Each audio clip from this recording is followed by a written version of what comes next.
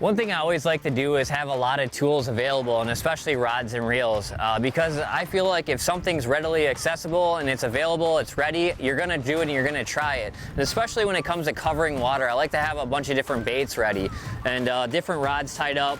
And especially today, to cover water, what I like to do is I always like to grab moving baits. In this particular fashion, these fish were in 20 feet of water or deeper, so I was gravitating towards a tube a lot of times. Sometimes it's a swim bait, but this is a max scent tube. I have it rigged on a 3/8 ounce head. Just gets me down there quick. I can fish it deep fast, but just cover water. And the main reason for that is I want to be able to move the boat, drift along a brake line, let the wind take me, or pull myself around with the trolling motor and not have to worry about my bait sitting in one spot trying to maintain that bow. I want to be able to move a bait with this tube here. I can just tickle it over the rock, swim it down through there, and just keep moving. When I get that bite, I can start to slow down. You know, the rod that's probably gonna put the most fish in the boat is gonna be a drop shot.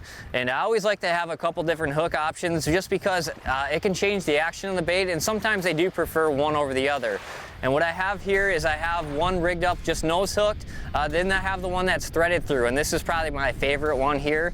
It seems like it gets a lot better hookups. They hooked a lot deeper, and it obviously helps hold the plastic on there a lot better. It lasts a lot longer. Obviously I can fish it really slow because it has that scent. And so this is my favorite bait once I really fine tune an area, but it just doesn't do really good at covering water, and that's why I'll gravitate towards those other baits when I'm really searching.